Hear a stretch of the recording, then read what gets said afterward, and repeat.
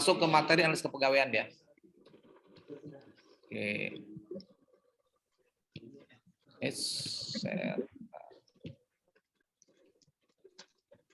Tetap masuknya dari Tata Jakarta aja masuknya. Dari webnya Jakarta ya. Oke. Kita masuk ke Tata Jakarta. Masuk ke BPSDMD. Sama ya, nanti praktek juga ada di web sini lihatnya Bapak Ibu. Termasuk ke pesertanya juga diharapkan, kepada pejabat yang bersangkutan langsung kita lanjut. Sekarang kita masuk ke webnya Anjar. Oke, masuk ke materi pelatihan.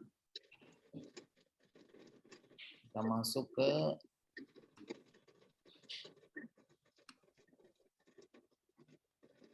materi analis kepegawaian. Oke, ya. Baik, kita masuk ke materi analis kepegawaian ya. Oke. Baik. Bapak Ibu sekalian, materi ini sebetulnya di dalam kurikulum yang saya dapatkan ketika saya ikut diklat Anjab itu tidak ada. Ya, kenapa tidak ada? Karena dulu jabatan fungsional ini belum ada ya. Jadi sehingga sekarang ini jadi ada karena untuk untuk memudahkan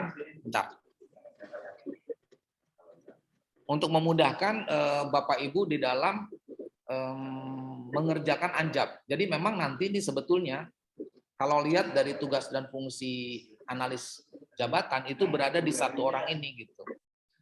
Makanya seorang analis kepegawaian itu saya berharap karena berangka kredit ya, analis kepegawaian ini ada bukan jafung umum saya kira. Jadi betul-betul harus membuktikan kinerjanya. Jadi kalau misalkan analis kepegawaian ini hanya bekerja atas dasar perintah, maka saya yakin naik pangkatnya bisa jadi 4 tahun, bisa jadi 6 tahun. Nah, itu yang pertama dulu yang akan saya coba buka ya. Baik. Nah ini masih menggunakan yang lama ya, jadi saya nanti bisa berdiskusi langsung dengan teman-teman yang sudah menjadi pejabat analis kepegawaian atau analis SDM, nanti silakan bisa share ya di sini. Nah, kenapa sih dimunculkan analis SDM atau analis kepegawaian? Karena besok-besok Ibu Bapak nanti pekerjaan subag umum kepegawaian itu akan lebih diringankan dengan adanya jabatan fungsional seperti ini. Karena nanti yang saya minta tim analis ini, seorang analis kepegawaian ini harus mampu membuat perubahan yang signifikan di kantornya, terutama terkait dengan kemudahan digitalisasi. Jadi zaman sekarang ini sudah semuanya digital ya, Ibu dan Bapak. Kalau kita ada yang mau naik pangkat, ya jangan lagi dokumennya semobil atau setruk gitu ya. Saya dulu ingat tuh, waktu saya mau naik ke 4D, mau jadi W utama itu satu mobil penuh dokumennya. Beneran ini cerita, bukan cerita ya, fakta ya. Jadi sampai di LAN di sana, saya menurunkan itu pakai troli, sampai 2 troli itu. Jadi saking banyaknya dokumen, sampai 2 kali mengangkatnya.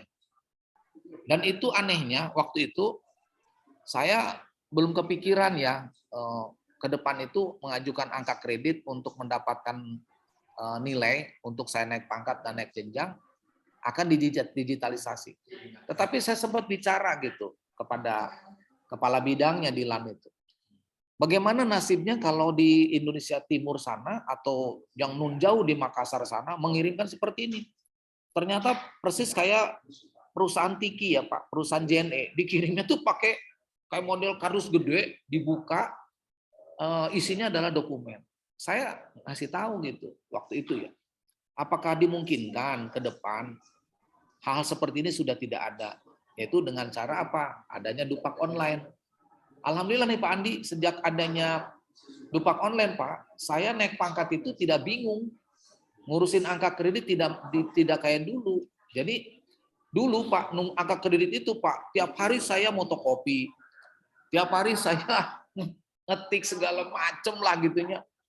Sekarang Pak, ngajuin angka kredit 200 angka kredit dari 850, itu dalam waktu 2 tahun saya tercapai. Kalau dulu 50 Pak, 4 tahun nggak tercapai saya. Kenapa? Karena paper ya, paper. Jadi bentuknya semuanya harus ada bukti. Alhamdulillah dengan adanya Dupak online, ternyata saya setiap maju naik pangkat, setiap maju angka kredit di ACC terus, karena saya mengerti apa yang saya ajukan, apa yang dia akan dinilai.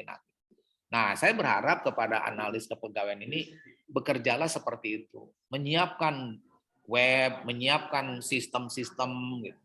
Sehingga nanti teman-teman yang mau naik pangkat, mau naik gaji berkala, mau cuti, mau seperti apa, orang-orang inilah yang akan jadi garda terdepan. Ya syukur-syukur kalau naik pangkat itu nggak usah dikasih tahu mau naik pangkat, diinformasikan aja ibu bapak yang akan naik pangkat tahun ini bulan April, sebutin aja 1, 2, 3, 4, 5. Nanti dikasih catatan, ada yang belum lengkap namanya si Anu, si Anu. Kayak begitu. Nah, alhamdulillah di di BKD Banten Pak, saya kemarin naik pangkat ke 4E, itu seperti itu Pak. Saya duduk aja di ruangan Pak Andi, Bapak Ibu ya, duduk aja saya. Cuma di WA, Pak Tata, berita acara pelantikan W utamanya belum ada. Langsung saya lengkapi, saya kirim pakai WA gitu. Ternyata Pak, setelah semua lengkap dikasih tahu oleh mereka, nih Pak Tata persyaratannya lengkap. Masya Allah, saya baru ini yang namanya proses digitalisasi itu berguna. Saya berproses untuk naik pangkat 4 itu tidak seperti zaman-zaman bahula. Saya dikasih tahu ada kekurangan, saya dikasih tahu apa yang harus saya, dan itu tidak sepeser pun saya mengeluarkan biaya. Baik itu saya pribadi yang biasa bolak-balik ke sana ke sini ke sana ke sini. Kan ke Jakarta tuh pakai ongkos gitu ya. Terus supir, terus bensin segala macam lah gitu. Saya enggak, keempat itu sama sekali sepeser pun enggak.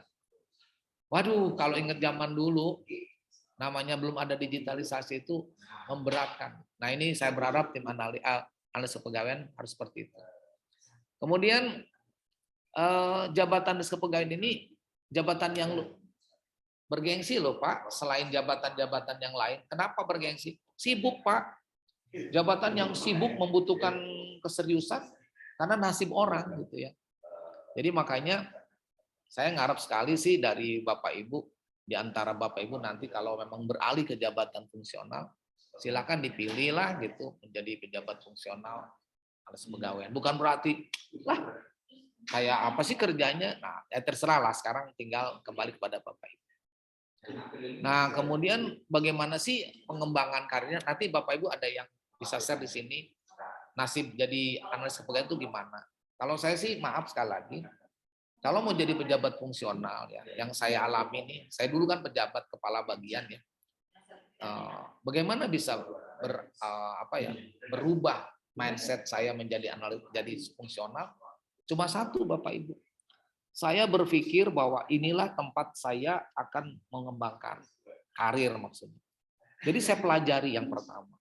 Saya pelajari benar dengan mendalam ketentuan bagaimana yang namanya jabatan yang saya emban, fungsional widyaswara.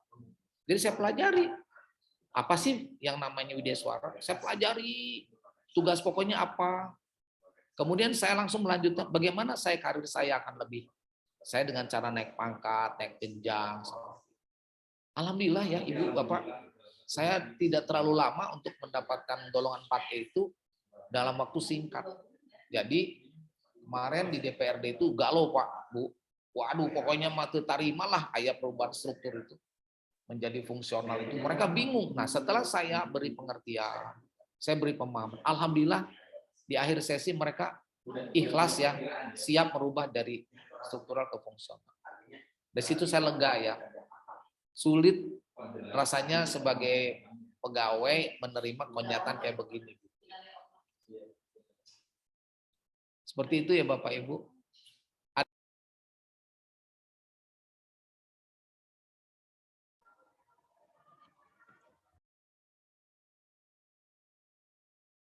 Pak, ada yang mau ditanyakan? Izin Pak, dari Dwi Nurani, Dinkes. Ya, Ibu pasti analis SDM ya? Siap Pak. Sok, Bu. Sharing, Bu. Karena di Dinkes itu antara Kasubag kepegawaian dengan umumnya berbeda Pak. Ya. Jadi saya hanya mengurusi kepegawaian.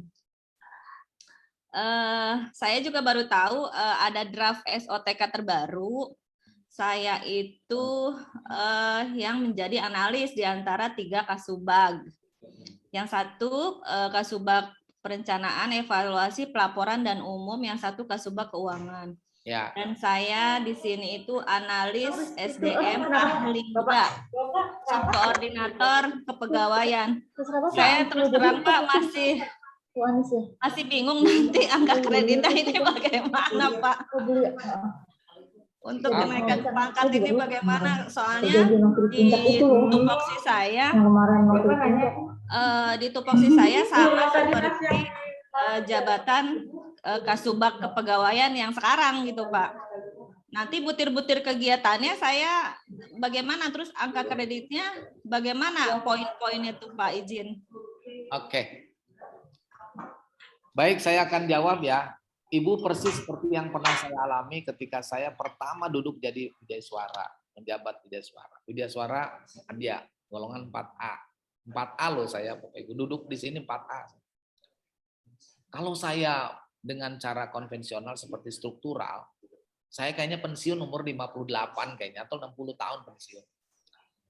Nah, saya mencari tahu Bu, ya, apa sih ketentuan yang terkait dengan Widya Suara. Sama dengan Ibu, cari tahu deh tentang jabatan fungsional analis gawean atau SDM. Itu ada di Permenpan Bu, atau kalau enggak di BKN. Kalau tidak salah pembina kepegawaiannya adalah di BKN Ibu. Nah, Ibu pelajari ya setiap item kode butirnya, terutama kode butir yang namanya wajib dan penunjang. Wajib itu artinya gini Bu, 80% itu Ibu harus menyelesaikan kewajiban yang di utama, ya wajib, utama dan penunjang istilahnya.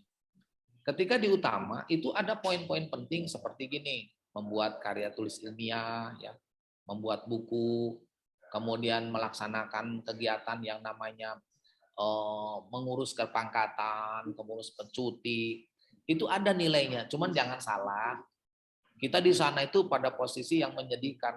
Ngajar itu Bu, saya 0,05. Kalau Widya Suara Utama 0,8 kalau tidak salah. Kalau Madya itu 0,6 kalau nggak salah. 0,06 gitu, 0,08. Jadi kalau Ibu ngarep-ngarep dari seperti itu, kayaknya 10 tahun nggak bisa naik pangkat. Gitu. Apalagi naik jenjang gitu. Nah, saya akan kasih gambaran lagi. Nanti di penunjang Bu, itu ada yang namanya kode butir seminar, narasumber. Itu penunjang. Nilai yang terkait dengan komposisi 80-20, 80% itu di nilai utama, 20% nilai penunjang. Nah, kalau saya triknya nih, kita kejar yang namanya di utama. Jadi apa?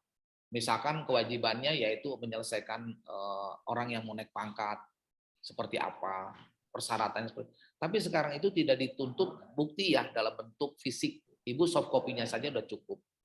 Nah, Ibu harus banyak belajar terkait dengan nilai-nilai angka kredit dengan BKN. Sediakan waktu, Ibu kapan waktu ke Jakarta, diskusi dengan teman-teman yang terkait dengan apa pekerjaan analis kepegawaian atau analis SDM seperti apa. Karena begini Bu, hati-hati ya, saya ingatkan ya, jangan terjebak ketika kita duduk di jabatan fungsional, kita menganggap 4 tahun sekali pasti. Enggak. Fungsional yang berangka kredit itu tidak akan pernah naik pangkat apabila tidak diurus oleh kita. Jangan kaget, Ibu Bapak ada anak buah, tiba-tiba nggak ada anak buahnya, tidak ada orang yang bisa diminta tolong. Biasanya kan kita memerintah nih, ya Bapak Ibu, tolong bikinkan konsep. Nanti nggak akan ada lagi, kita sendiri Pak Bu. Seperti yang saya lakukan ya, misalnya bikin bahan ajar, bikin bahan tayang. Nih seperti yang saya lakukan sekarang ini, bikin web ya. Saya sendiri Bapak Ibu, mencari Permenpan RB, saya mencari sendiri di internet. Kemudian membuat aplikasi Anjab, bikin sendiri melalui Google Form. Jadi semua mandiri. Nah, itu beda keterimanya ketika naik pangkat di struktural sama di fungsional. Dulu zaman saya sampai ke 4A itu enteng Bu, 4 tahun pasti dinaikin pangkatnya. Bener, saya ngalamin, tinggal saya minta tolong sama anak buah, saya mau naik pangkat ke 3C. Dibantuin itu. Pak, fotokopi sekian rupiah, saya kasih uangnya. Beres, Pak. Kemudian nanti, ya Pak, nanti ya tunggu, nanti juga akan keluar. Alhamdulillah keluar 3C, 3D. Tapi kalau di fungsional, Ibu, jangan ngarep ya, kita akan dinaikin begitu aja. Kitanya yang benar-benar. Tapi bukan berarti saya nakut-nakutin ya. Jabatan fungsional itu mengasihkan apabila kita paham. Buktinya saya lakukan sampai 4E karena saya paham. Kalau nggak paham, saya mungkin udah pensiun 60 tahun. Harusnya saya pensiun nih. Desember ini saya udah pensiun 60 tahun. Tetapi karena saya paham, saya ditambah lagi 5 tahun pensiunnya itu. Ya. Kedua, ketika kita tidak paham, Ibu Bapak sharing dengan pejabat fungsional lain, gimana kiat-kiatnya. Nah, ada kiat yang berikutnya adalah bikin buku. Ibu dan Bapak bikin buku itu kalau mau membuat tim lah 2 orang, 3 orang. Itu lebih mudah nanti. Nah, kemudian bikin karya ilmiah, kartus ilmiah, itu bisa. Nanti di jurnal ilmiah di Provinsi Banten ada Juliwi dipublish di sini. Jadi saya dulu mengumpulkan angka kredit itu dengan cara yang cerdas. Mana yang bernilai banyak, mana yang bernilai rendah, itu saya akan pilah. Kalau saya Bapak Ibu lebih kepada membuat buku, membuat jurnal ilmiah, membuat kajian gitu. Alhamdulillah dalam waktu 2 tahun tercapai 200 lebih angka kredit. Nah, jangan terlalu sering memikirkan sesuatu yang tidak mungkin tercapai. Contohnya gini, ketika kita mengajukan angka kredit 15, di ACC cuma 2, jangan pundung. Evaluasi, kenapa saya dapat 2? Nah, kita akan berpikir, oh ternyata saya salah nih dalam membuat angka kredit. Harusnya harus dilengkapi A, B, C, D-nya. Jadi memang sebelum memulai karir dengan seperti yang Ibu ceritakan, bagaimana angka kredit saya, bagaimana kode butirnya. Yang pertama adalah cari tahu apa sih yang menaungi angka kredit dari jabatan fungsional analis SDM. Yang kedua, selalu menjalin komunikasi dengan BKN.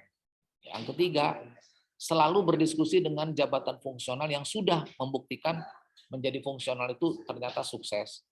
Yang keempat, jangan lupa kita ini fungsional tidak punya anak buah, tidak punya bawahan. Semuanya mandiri. Demikian Ibu, harus semangat ya. Jadi ini kan sesuatu yang baru bagi Bapak Ibu yang nanti akan beralih ke fungsional. Tidak berarti Bapak Ibu selesai karirnya, tidak, masih banyak sekali.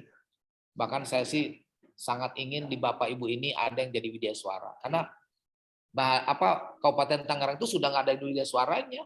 Pak Andi cobi sih dapat jadi widya suara, Pak Andi. Ya. Tata izin. Di sini kan saya juga nanti sebagai subkoordinator kepegawaian, Pak. Ya. Nah, terus udah gitu di tupoksi di dalam peraturan bupati itu kan ada poin-poinnya. Nah, apakah itu bisa dijadikan butir kegiatan saya, tapi kan tidak ada nilainya gitu kan, Pak. Nah, apakah itu nanti bisa masuk ke utama atau itu hanya sebagai tugas tambahan? Oke.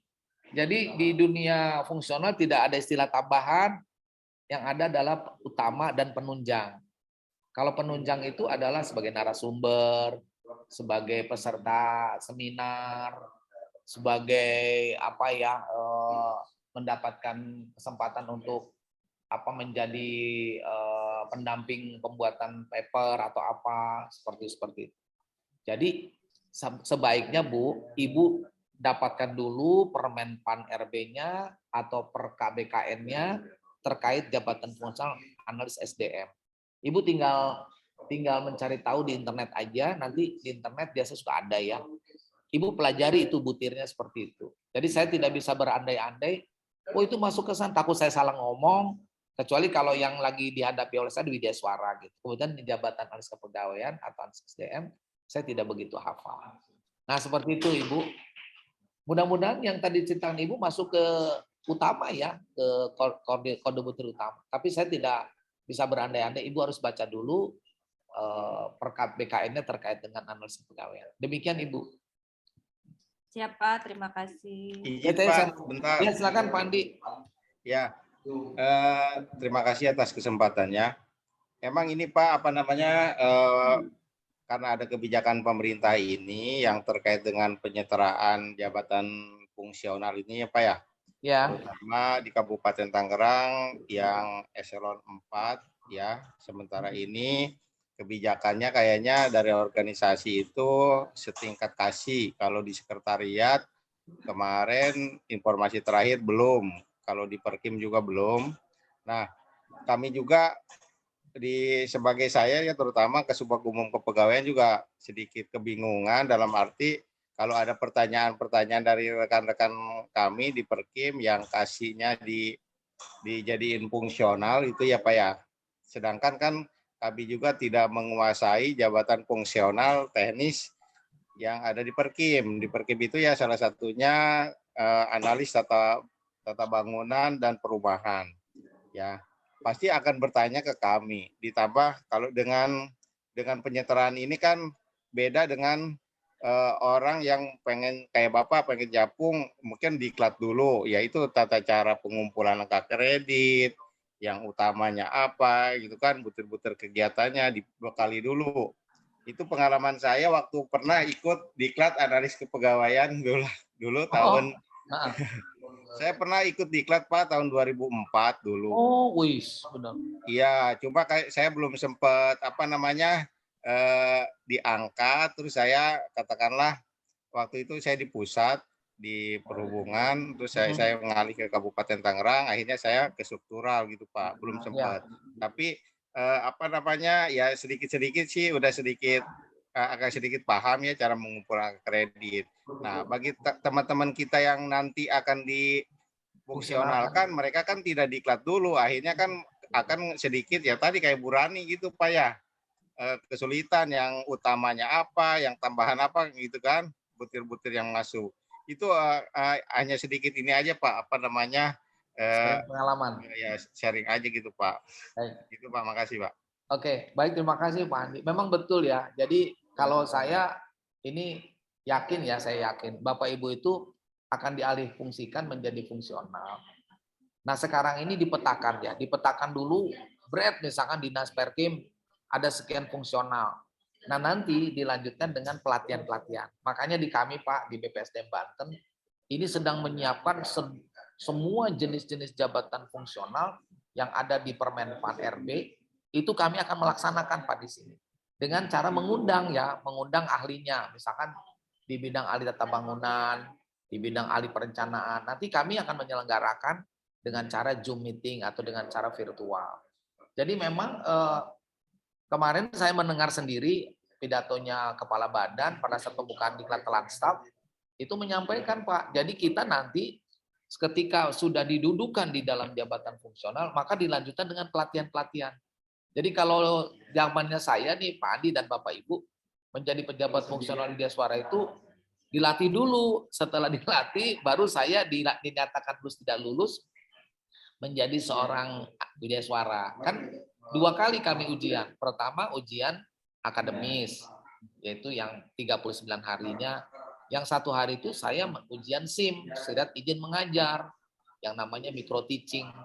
Nah, ada Bu, Pak, teman saya ujian akademisnya lulus nih, karena kan tidak boleh satu mata pelajaran yang tidak lulus. Jadi gini, kalau di Widya Suara Bapak Ibu, hari ini materinya adalah terkait dengan analisis kepegawaian. Maka nanti di jam-jam terakhir itu kan diuji. Nah, itu hasil ujiannya adalah nilai absolut. Tidak boleh gagal. Kalau gagal, itu berarti kita sudah tidak bisa melanjutkan ke berikutnya. Itu zaman saya dulu waktu menjadi Widya Suara. Kan saya dilatih di LAN ya, seperti itu. Jadi tidak ada istilah tidak mendapatkan. Jadi di sana pakai passing grade. Kalau misalkan kita dinyatakan tidak lulus, maka yang bersangkutan diberi tugas tambahan, yaitu apa? Membuat paper biasanya. Dibikin paper dan harus selesai, nanti jam 12 malam harus dikirim gitu ya. Karena kami dilatih dalam satu asrama, jadi malam-malam kami itu Pak Andi dikerjakan tengah malam ngeliat teman-teman lah gitu ya. Dikirimkan. Jadi panitianya tidur di asrama. Jadi malam digendor Pak. Sebelum jam 12 itu digendor. Ini sudah selesai. Di checklist, di checklist. Jadi zaman dulu Pak, untuk mendapatkan media suara jabatan ini adalah satu materi tidak boleh tidak harus lulus. Nah nanti Bapak Ibu posisinya adalah sekarang didudukan dulu, dilantik dulu, tapi nanti dilatih berikutnya. Mudah-mudahan aja ini prediksi saya sesuai dengan apa yang saya sampaikan. Bapak Ibu sekarang duduk dulu di jabatan fungsional itu, nanti berikutnya diklat atau BKD-nya Tangerang ini, BKDD-nya Tangerang ini akan melatih Bapak Ibu untuk menjadi jabatan yang sudah diduduki. Jadi sekarang dukdik ya Pak. Jadi kalau dulu dikduk, kalau sekarang dukdik, duduk dulu nanti dilatih. Kalau dulu dididik dulu saya menjadi calon media suara, kemudian saya dinyatakan lulus micro teaching, maka saya dilatih, maka saya langsung duduk di jabatan media suara. Jadi seperti itu Pak polanya Pak Andi kayaknya dirubah, sekarang menduduk dulu, nanti baru dididik gitu. Dan itu nanti akan banyak hal yang Bapak Ibu alami sesuatu yang berbeda. Kok saya dulu begini, saya begitu. Kok sekarang berbeda? Nah, itu harus bisa menyesuaikan diri. Lawang saya juga mantan kepala bagian, Bapak Ibu kaget jadi media suara itu. Biasa nyuruh-nyuruh orang, tiba-tiba saya nyuruh sendiri gitu. Lawang misalnya nyuruh apa, coba tolong, nggak ada yang bisa disuruh, sendiri aja. Gitu ya Pak Adi. Tapi siapa ngelihat draft SOTK yang baru nanti, itu yang tadi Bu Rani bilang, difungsionalkan, tapi akan dikasih beban menjadi subkoordinator. Misalkan di kami ada kasih PSU misalkan, dia jabatan fungsional tata bangunan dan perumahan, subkoordinator seksi PSU, tetap punya anak buah bisa menyuruh. Nah sebenarnya yang beratnya itu Pak, nggak tahu nanti pekerjaannya juga dapat angka kredit apa tidak, tetap dibebankan pada anggaran kegiatan juga Pak, itu ngelihat drop SOTK-nya. Berarti Pak Andi beruntung kalau masih seperti itu, kita masih nggak penuh ya jabatan fungsional, masih punya pasukan gitu, masih punya orang yang disuruh. Kalau zaman saya, ketika saya sudah dinyatakan biasa, sudah lepas jabatan kepala bagiannya saya lepas. Nah mudah-mudahan ini yang terbaik aja lah buat Bapak Ibu. Jadi kita ke depan untuk menjadikan media suara, menjadikan fungsional.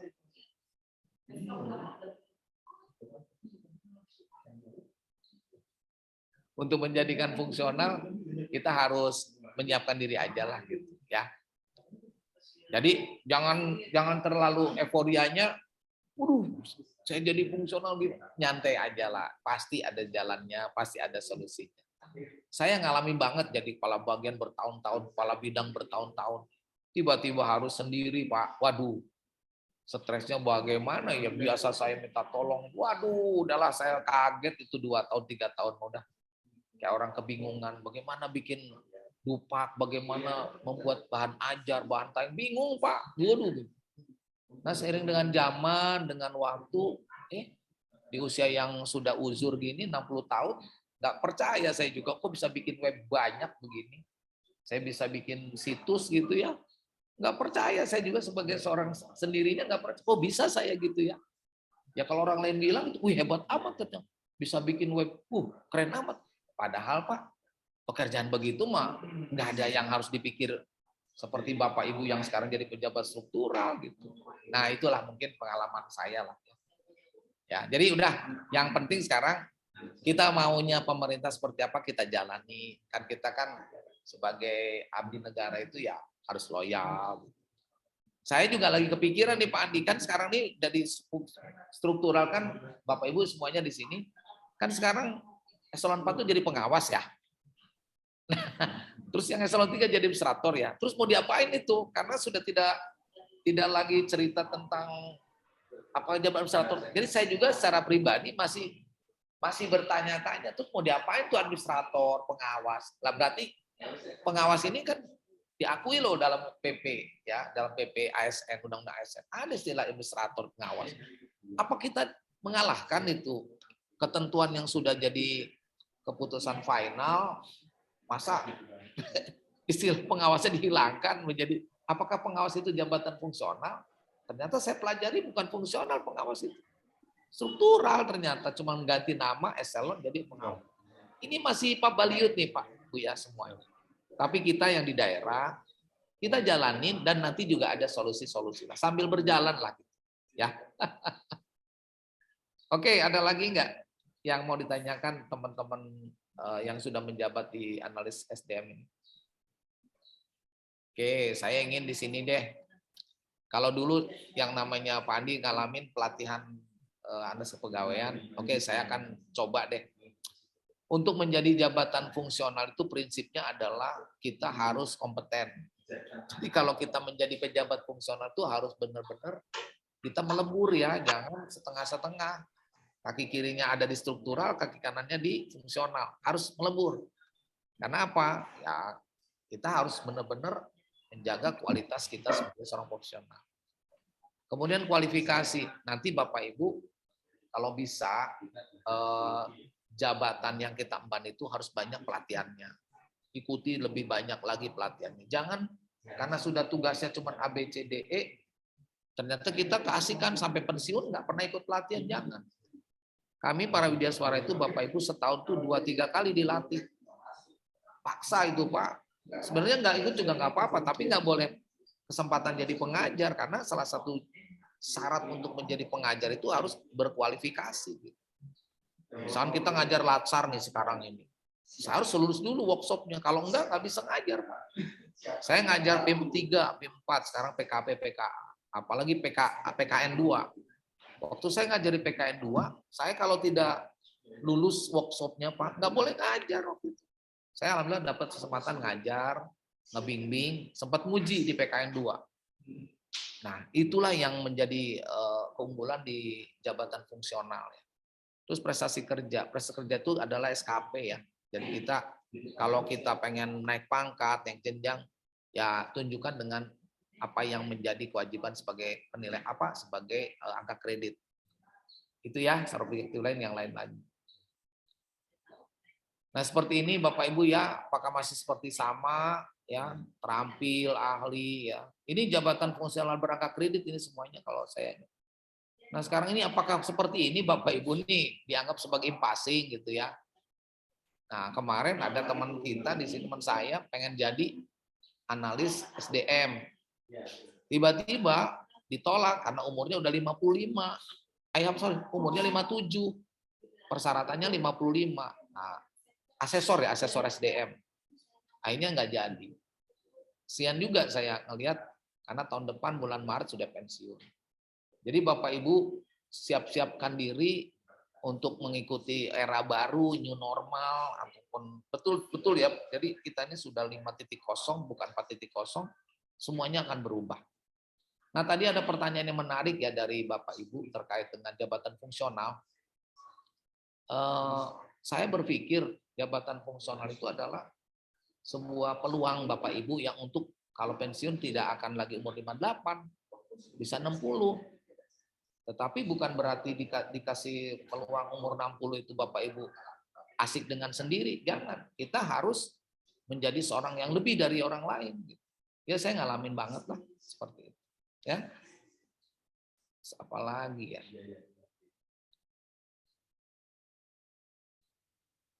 Ya, saya kira di jabatan fungsionalis kepegawaian ini samalah perlakuannya dengan widyaswara, cuma bedanya core-nya ya, pekerjaannya saja yang berbeda. Oke. Saya kira samalah Bapak Ibu ya. Nah, ini pemberhentian. Jadi kalau Bapak Ibu biasanya kalau di sini apa ini 1 tahun tidak tercapai, sebenarnya ngeri banget ya kalau di jabatan fungsional ini. Beda dengan widyaswara. Widyaswara mengajukan angka kredit nggak diapa-apain Bapak Ibu. Ada. Jadi ini jabatan yang bergengsi menurut saya dan tantangannya tinggi analis kepegawaian. Kalau di widyaswara Ibu Bapak, kita tidak ngajuin angka kredit 5 tahun, 4 tahun, tetap aja jadi widyaswara. Tapi kalau di analis kepegawaian diberhentiin ini. Hebat ini kalau saya. Jadi ada tantangan ini. Makanya aduh. Saya pengen banget di jabatan widyaswara ya, ada seperti ini peraturannya. Setahun tidak mengumpulkan angka kredit, diberhentikan sementara.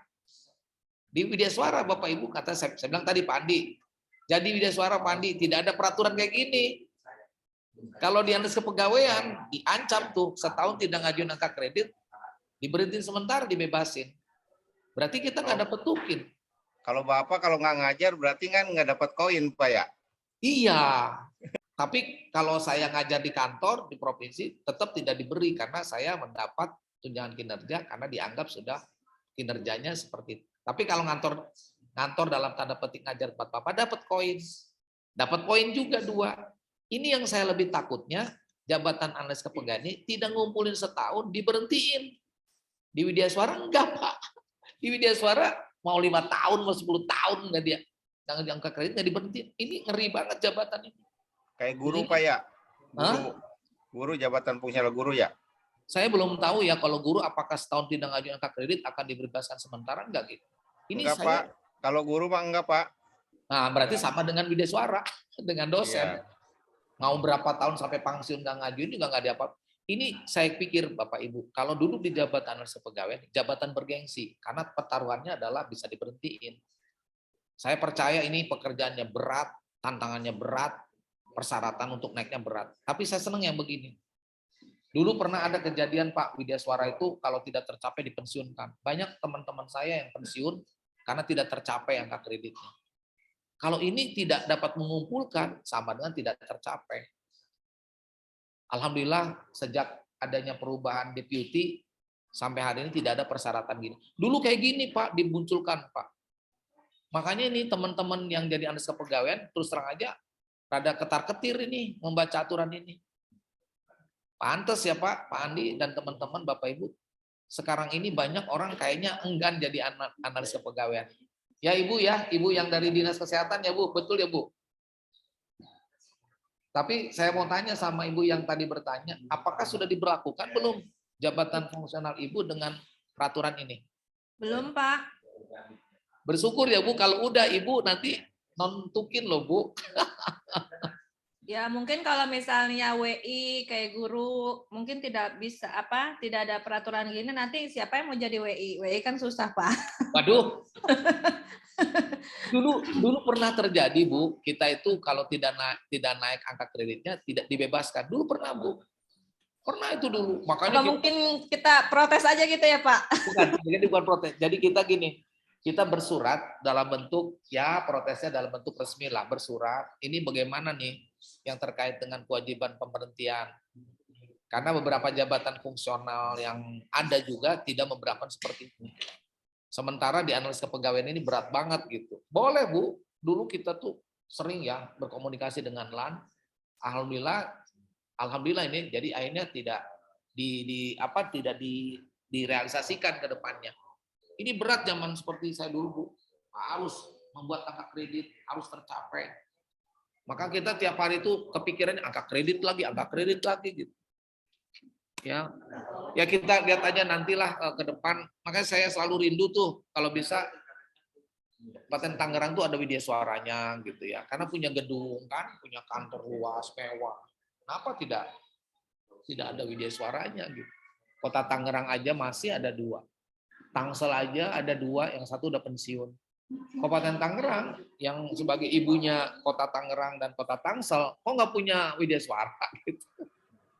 Kan dulu Kabupaten Tangerang tuh ibunya, belum ada kota, belum ada Tangsel kan? Kenapa tiba-tiba menghilang, tidak ada? Saya kira ini kesempatan emas, ada jabatan fungsional baru, melamarlah jadi Widya Suara. Gitu. Saya kira kalau Widya Suaranya di Tangerang ada 10 aja, wih keren itu. Dan jangan bertanya apa bisa, lah contohnya Tangerang Selatan punya, contohnya Kota Tangerang punya, tergantung goodwill dari pimpinan-pimpinan kita. Mau nggak menciptakan jabatan fungsional Widya Suara di Kabupaten Tangerang? Saya kira kalau dengan habis tidak ada cerita eselon 4, saya kira harus dibuka. Dilatihlah pelatihan-pelatihan namanya penciptaan Widya Suara. Bisa lah ya. Saya berharap dan mimpinya bukan berarti saya karena mau pensiun ya bukan, tapi Kabupaten Tangerang harus punya Widya Suara. Ya. Sehingga nanti pembelajaran kayak seperti ini kita hanya bisa membantu sedikit-sedikit. Nanti yang mengajarnya orang Kabupaten Tangerang. Jadi tidak bergantung ke provinsi lagi, provinsi lagi, provinsi lagi. Itu ngarep-ngarep saya. Nah, ini untuk besok rencananya.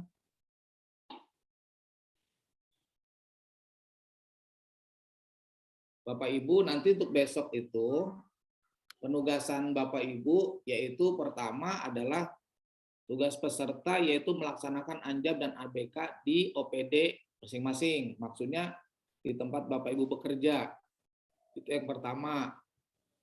Yang kemudian kedua, yang jadi objek Anjab ABK adalah salah satu bidang atau bagian atau sekretariat pada organisasi atau OPD tersebut ya. Artinya tidak di luar. Di awal kita mencoba membuat Bapak Ibu di luar OPD, tetapi setelah berbagai pertimbangan kemudian kami robah, diralat, jadinya Ibu Bapak tidak keluar tetapi di OPD yang bersangkutan. Bagaimana caranya kalau di tempat Ibu Bapak pesertanya lebih dari satu, misalkan di PKPSDM, itu tinggal diatur saja. Yang penting satu orang berusaha untuk menganalisis satu bidang, ya. Bagaimana kalau misalkan sudah tidak lagi terpenuhi, bisa, jadi bisa aja di sekretariat 2 orang atau di bidang 2 orang. Yang penting Bapak Ibu ada upaya melakukan Anjab di yang bersangkutan. Tugas yang harus dikumpulkan yaitu pada hari Kamis yaitu malam Jumat sampai dengan pukul 23.59, berarti jam 12 kurang 00 ya. Jam 12 kurang 1 menit ya. Terus pertanyaan yang saya terima, medianya pakai yang mana? Nah, medianya adalah yang dipakai yaitu media yang terkait dengan data isian atau informasi jabatan yang kemarin Pak Rahmat nyampaikan ya. Jadi artinya Ibu Bapak tidak lagi yang data isian yang pertama, karena kalau khusus Anjab saja maka saya menggunakan aplikasi. Tetapi tadi kami sudah berembuk dengan Pak Rahmat, karena Pak Rahmat juga berpikir bahwa Anjab ABK ini harus satu, maka Bapak Ibu pelaksanaannya Rabu Kamis itu adalah menganjab dinas Bapak Ibu sendiri. Nanti kalau kirim tugasnya tetap ke tombol yang sudah disiapkan seperti ini ya. Sudah siapkan seperti ini. Bapak Ibu mengirimkan ke sini nanti ya. Bahan penugasannya sudah sepakat seperti ini yang dipakai. Nanti bisa lihat ya, formulir Anjab informasi jabatan sama ya, sudah disepakati dengan Pak Rahmat. Karena memang kalau ABK Ibu Bapak Anjab itu sampai sini aja nih, sampai sini nih.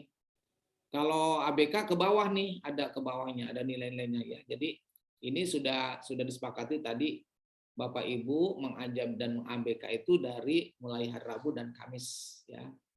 Nanti setelah Bapak Ibu mengirimkan, kami akan membuat penilaian terhadap Bapak Ibu ya. Sekali lagi penugasan ini kita ralat ya, kesimpulannya kita ralat tidak di OPD di luar OPD yang bersangkutan, tetapi di OPD Ibu Bapak. Seperti itu Ibu Bapak semuanya penjelasan dari saya terkait dengan yang akan direncanakan besok dan Kamis. Ya, ada lagi yang mau ditanyakan sebelum kita membahas masing-masing penugasan saya hari ini? Silakan. Silakan dibuka mute-nya Ibu Bapak. Iya, Pak. Andi, Pak. Ya, mangga Pak Andi. Terkait dengan penugasan buat besok, kita kan misalkan saya menganjab sekretariat, berarti kan sekretaris umum, perencanaan keuangan, umpek juga mungkin dengan stafnya dan perencanaan keuangan juga dengan stafnya, begitu kan Pak? Ya, jadi idealnya seperti yang sampaikan Pak Andi ya. Terus Pak Andi? Terus dari situ kan kita anjabnya juga ABK-nya juga dibuat Pak ya? Iya. Ya, soalnya kan di format yang baru itu di harus ada isiannya juga yang itu kalau nggak bikin ABK kan kita nggak bisa dimasukkan dulu di situ Pak ya. Iya, betul, betul. Ya, nanti berarti Saya kita juga, upload semua yang tadi kita susun di upload yang Bapak itu ya Pak ya betul, itu. betul. Semuanya dibuat PDF Pak ya? Semuanya di PDF, Pak. Di Nah, ini PDF. ada keringanan. Jadi kalau misalkan Subag Umpeg nggak ada stafnya, ya sudah kita lewat aja, Subagnya aja. Tapi Iya. kalau saya sih berharap berapa Jafung umum yang ada di sekretariat itu ada apa saja, siapa aja. Iya. Sebenarnya kalau untuk keperluan kebutuhan pegawai kan jabatan yang di bawah Umpeg sebenarnya harus dibuat ya Pak. Jadi kan Sebetulnya, ketahuan. Iya, nanti kan untuk usulan ke Menpan ya lewat BKD itu ketahuan bahwa kita betul, memang benar membutuhkan jabatan A gitu kan, berapa orang. betul, betul. Iya. Karena Ya, itu gini, kan yang saya tahu, Pak Andi, memang pelatihan ini memang nanti hasil akhirnya adalah eh, Bapak Ibu sudah punya anjab masing-masing gitu Pak, walaupun hanya satu bidang gitu tuh. Jadi sisanya nanti tinggal PR kita lah gitu mungkin ya. Jadi memang ini bagus sih. Kalau tadinya sih pengennya satu orang satu dinas, tapi nggak keburu Pak, nggak akan bisa. aduh kelenger Pak ini. Iya, dulu aja saya 5 orang gitu. Makanya satu bidang satu orang lah wajar. Kalau zaman dulu saya menjadi peserta 5 orang itu 4 bidang, 1 sekretariat. Selesai. Itu belum ada mesin tik, Pak. Belum ada komputer pakai mesin tik gitu. Siap. Ya sekarang lebih mudah lah, sudah menggunakan komputerisasi dan di kantor. Jadi 2 hari Pak Andi dan teman-teman yang lain tidak di Zoom, adanya di masing-masing OPD gitu. Siap. Ya. Tapi kita bukannya ngerjain anjab juga Pak. Ini pekerjaan udah ditunggu. Ini ditelepon melulu nih. Saya lagi biasa kan kalau Umpeg gitu Pak. Aduh, luar biasa ya Umpeg itu tidak pernah habis kerjanya ya. Iya Pak. Jadi Siap. saya sangat apresiasi terhadap pekerjaan Umpeg ini karena tidak pernah selesai ya, never ending ya. Kalau Widya Suara itu ada never endingnya Pak. Terus mikirin jabatan dan pangkat Bapak gimana yang ngurusin kerjaan mulu ya? Siap. Masya Allah, luar biasa lah. Siap Pak. Makasih Pak infonya. Oke, baik terima kasih. Ada lagi selain Pak Andi, ada yang mau ditanyakan? Tadi sudah terjawab ya, yang punya BKPSDM ya. Yang Dinkes sudah terjawab. Terus apalagi siapa lagi yang mau bertanya silakan. Pak izin. Ya Ibu. PKPSDM ada CPNS nih Pak, nggak perlu diancar ya Pak? Kalau dia sudah duduk di jabatan, misalkan dia sebagai apa, dianjab aja. Adanya di mana Bu? Di sekretariat? Di umum kan di Kasubag Umum Kepegawaian ada 3 Pak. Jabatannya macam-macam nggak itu? Ada yang Japung sebagai pengelola barang dan jasa, ada yang pengelola barang milik daerah, negara atau daerah. Kalau menurut saya sih sebaiknya dianjab ya, karena berbeda. Dianjab juga ya Pak? Supaya lebih ideal nantinya hasilnya. Terus kalau di Kasubag Keuangan kan Pak ada kosong jabatan penata laporan keuangan, itu nggak perlu dianjab kan Pak? Nggak ada orang? Nggak perlu karena yang lagi kita potret ini nyata ada orangnya gitu. Kan yang itu, ada orangnya aja ya Pak? Nyata. Jadi kalau nggak ada orangnya nanti didiskusikan dengan tim apakah perlu dimunculkan atau tidak seperti itu. Ya siap Pak, makasih ya. Ya. Kita udah masuk asar ya. Gimana Pak Panitia, Pak Amir? Gimana Pak? Ini sudah masuk asar belum di Tangerang?